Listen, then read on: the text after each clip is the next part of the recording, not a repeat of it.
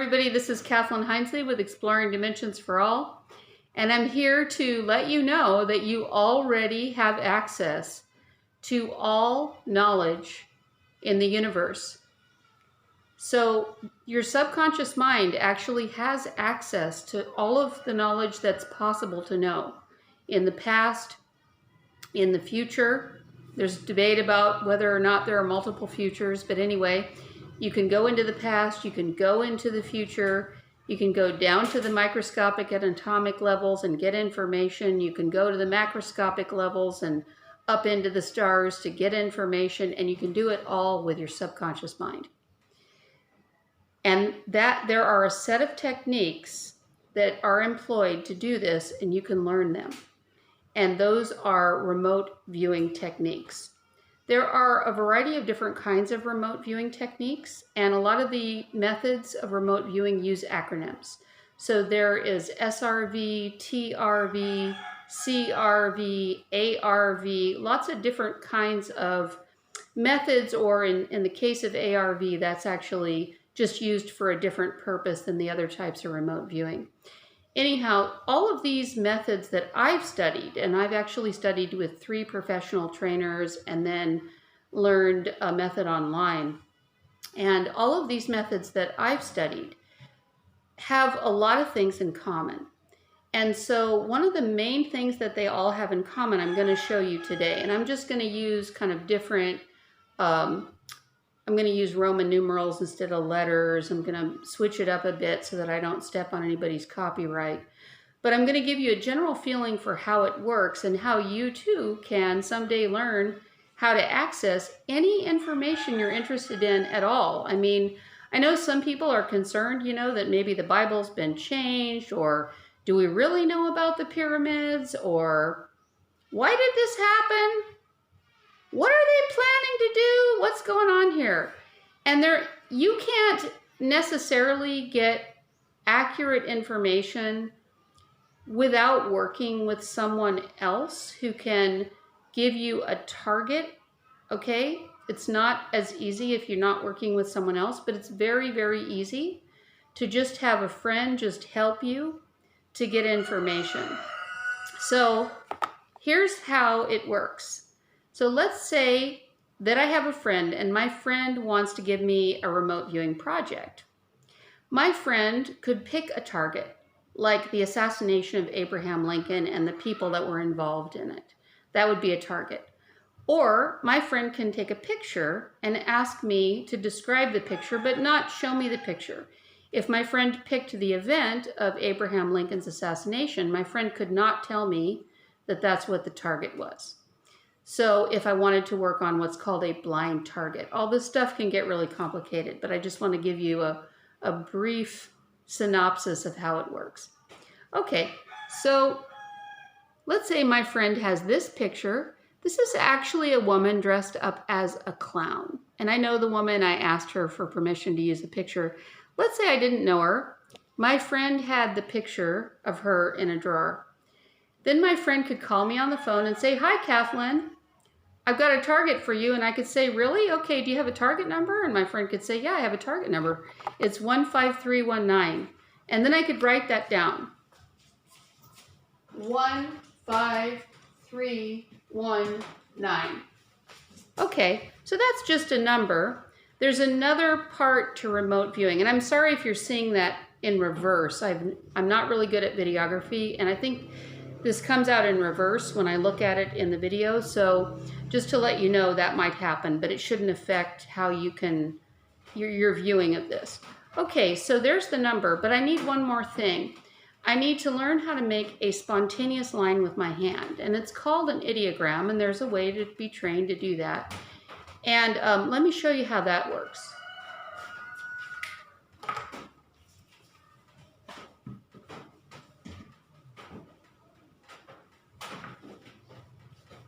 Okay, so my friend still has the picture in her drawer, and I've got the number 15319, and I write it down. 15319. Okay, that line, and I'm going to try to show it to you more clearly.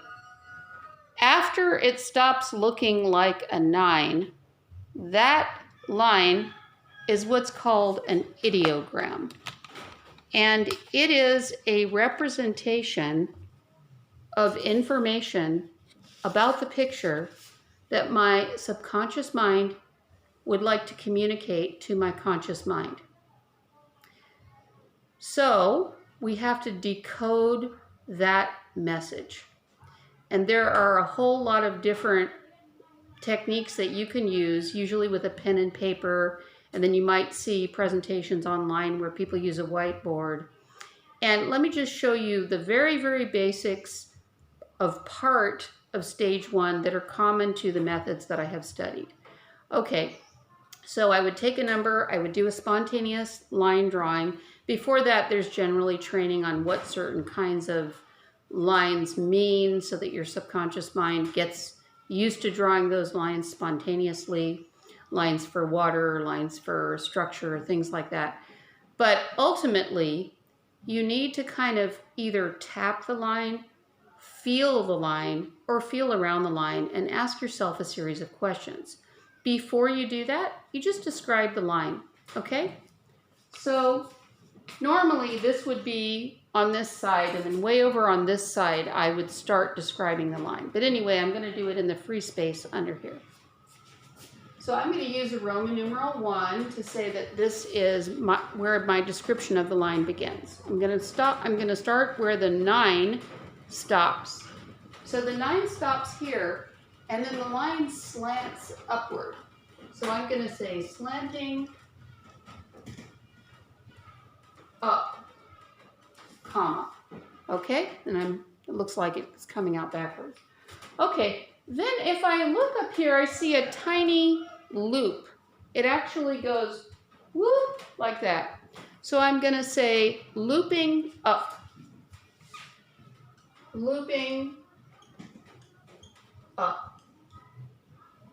Okay, then I see that it's got kind of a relaxed line coming down right after that, right here. So I'm going to say sloping down. And then I'm going to say there's a little flattish part right here. So I'm going to say flattening out. Flattening out. Okay, and I would normally continue what you would normally do if you were using one of these methods that I've studied is you would normally continue and do the whole line. And a lot of systems use more than one line. And then you begin to either be asked a series of questions by someone else or learn to ask yourself a series of questions, and then you feel into the line. So what in the world does this have to do with the picture? It's really hard to imagine. Well, what remote viewing methodologies do, the ones that use specific sets of techniques that I'm aware of, is what they do is they start from a place where you're just getting general information by either touching the line with your hand, moving your finger along the line, maybe tapping it with a pen. And every time you do that, you're trying to get information about the line. So it might start off with something as simple as, what is the character of this line? Like if I had to describe it in the most basic terms. Does it feel soft? Does it feel hard, for example? So, or does it feel like if it's actually an airplane and I'm feeling around the line, there might be a place on the line where it actually feels like it's going inward. It seems weird, because if you're doing it on a table or on a whiteboard, it should feel hard, right? But it doesn't always. Trust me on that. It doesn't always. So I'm going to go up here. I'm going to go up here to this loop, okay? Because I know what a loop normally means. So I'm going to go ahead and touch this loop.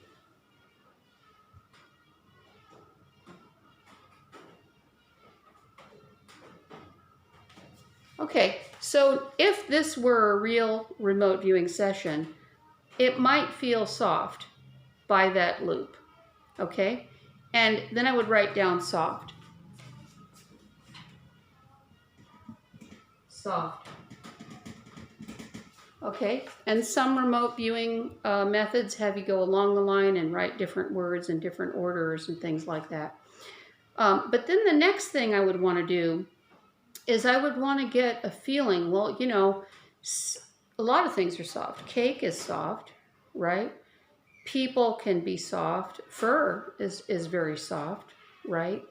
A lot of things are soft. So can I get any more information about that? Is that a thing that's been artificially created? Is it a natural thing? Is there movement associated with this soft thing? Is it a dog running around? I mean, what is this thing? And you keep asking yourself these questions, and I might tap on the line, right? Or I might move my finger along it.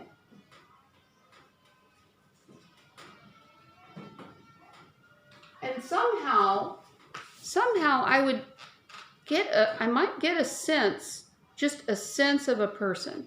I might get a sense of a person. So I would make a guess, and I would write down person. That's what I'm going to call it. The remote viewing methodologies call it something else. But anyway, I'm trying to make sure that I'm not breaking any copyrights. Okay, so you do this series of levels, right, in the beginning stage. What's really interesting is that you actually do start to feel things. So I might go around on this line, and I might go up here to the flat place,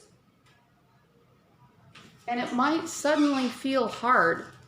And then I might feel a little confused, so I might write hard right here. Hard. And of course, a person isn't hard, really, unless they're wearing shoes, and I'm down on their shoes, and I just don't know it.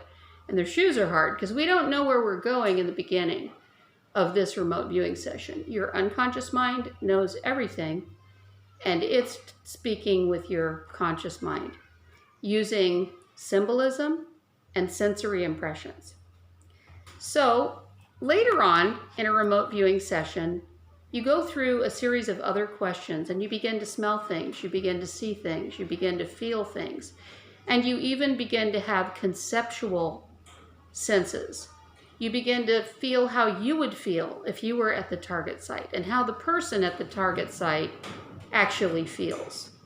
So, and it might be unexpected. It might be very unexpected. So for example, one time I was remote viewing a very scary sporting event. To me, if I were flying through the air, it would scare me. It would really, really scare me if I were doing an extreme sport and flying through the air, okay? But the person that's doing it is probably feeling excited. So during a remote viewing session, there's a place in the techniques that you use where you can feel that difference, the difference between how you feel and how somebody else feels. So at one point, I actually remote viewed a roller coaster, and you can actually get physical sensations as you go through these using these techniques. So it was a roller coaster. It was a blind target. I didn't know it was a roller coaster. And one of the feelings I felt was extreme fear. And fear that I couldn't tell anybody about. And it's like when you know the roller coaster has just been started, because you hear bing right after everybody's buckled up. And I don't know if this happens to you, but when I'm in a roller coaster, I'm like, oh, I can't get out now. You know, but I keep my face completely still. Like, I don't want anybody to know that I feel like that.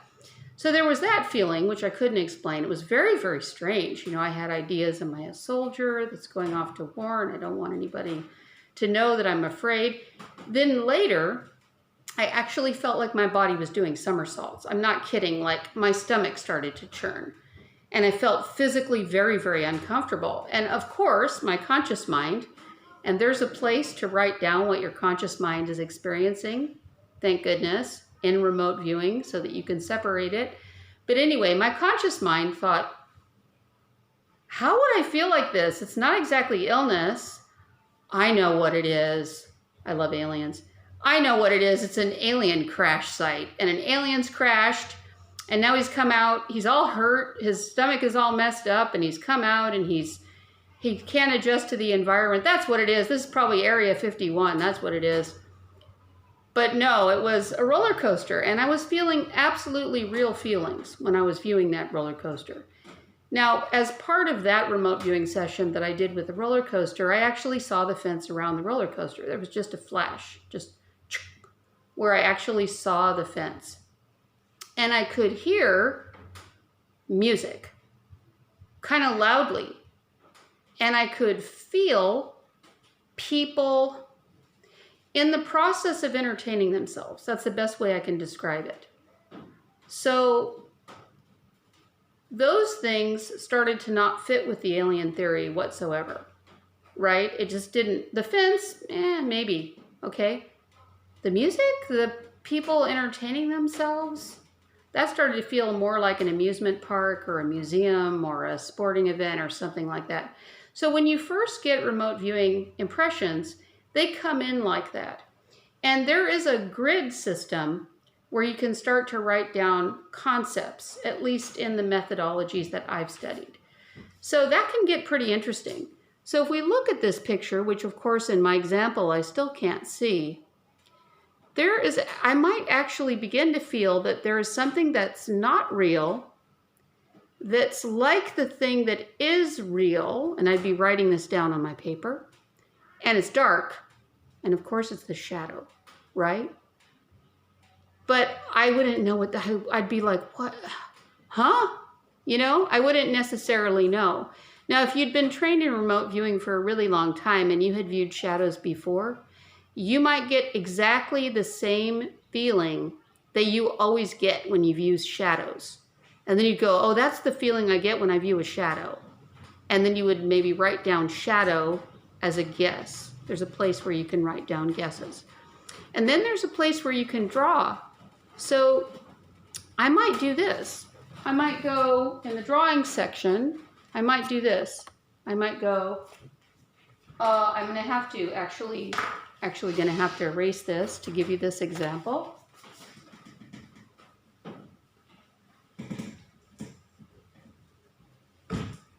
So let's say I'm in the drawing section now, or in a place in the methodology where I can draw, and I feel this thin line thing. I just feel it, okay? And then I kind of go like that, because I feel like that's what I should do, right? Well, my conscious mind might say, is that a golf club? And then there's a danger there where I could start having a little movie in my head about people golfing. And I could start to think that that's what the target is. And so there's a necessity to take breaks sometimes or to put your pen down. There's ways of preventing your imagination from taking over the session. But anyhow, if we look at this picture, what I'd actually be perceiving is this is actually a rainbow painted toilet plunger that the clown used, okay? Now, another thing your subconscious mind does is it actually just gives you whatever information you might need to help you figure out the target. So I might start hearing Joni Mitchell's Dancin' Clown song in my head over and over. And I would write that down, Dancin' Clown. And I would be thinking, what? Okay, but that would be actually my subconscious mind telling me the target is a clown. And at one point, I've done a lot of different sessions with other people. And at one point I did a session with a woman, and she was viewing the 1969 rocket launch to the moon. And she got to a certain place, and I said, how do you feel at the target site?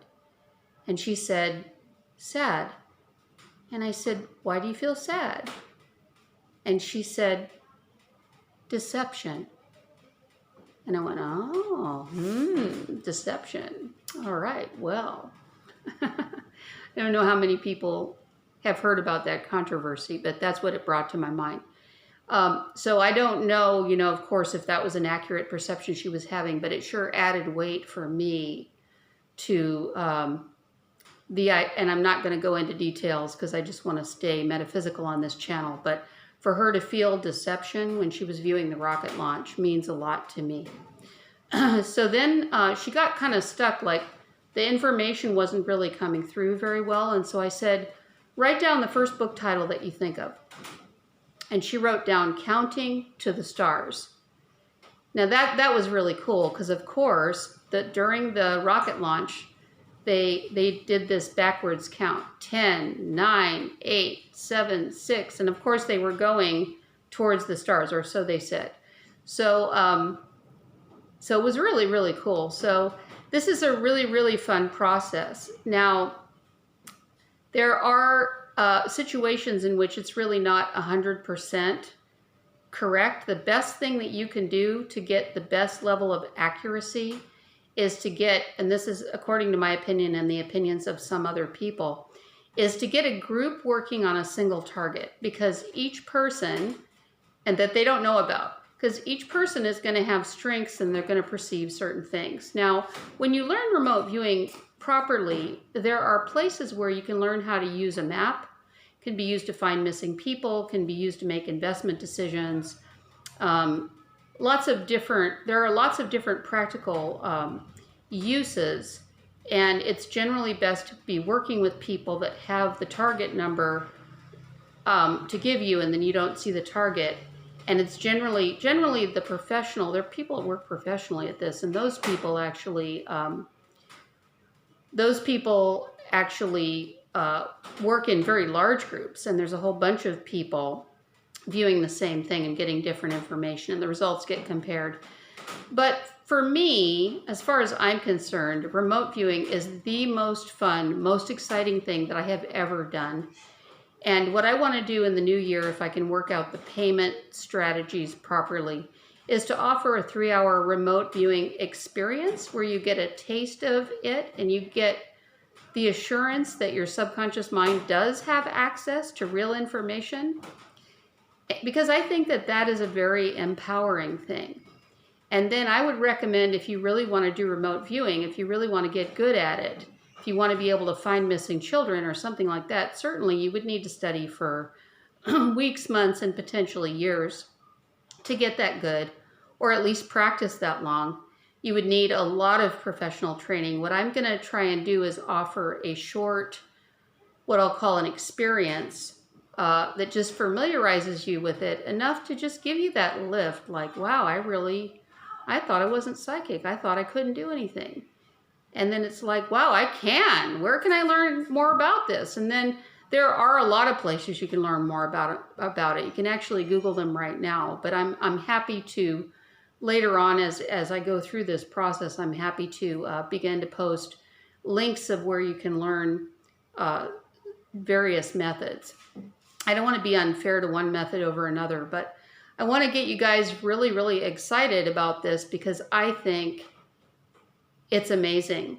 You do not have to rely on reading about things that you're not sure about or watching news that you're uncertain of. There is a way that you could work with other people to get at the truth. And when you get a strong feeling like my body's doing somersaults, what's going on? That somersaultish feeling cannot be taken away from you. That deception feeling can probably not ever be taken away from the woman I was working with. She's always going to probably link that event to deception, and it's going to feel real to her. So I want to encourage you to explore remote viewing on your own. Look up various professional trainers. What I'm going to be doing is going to be very, very low cost if I can get the PayPal system worked out. In any case, if you liked this video, if it was entertaining or helpful to you in any way, please give it a thumbs up. Please subscribe to my channel if you're interested in metaphysical topics or channeling, and have a wonderful day.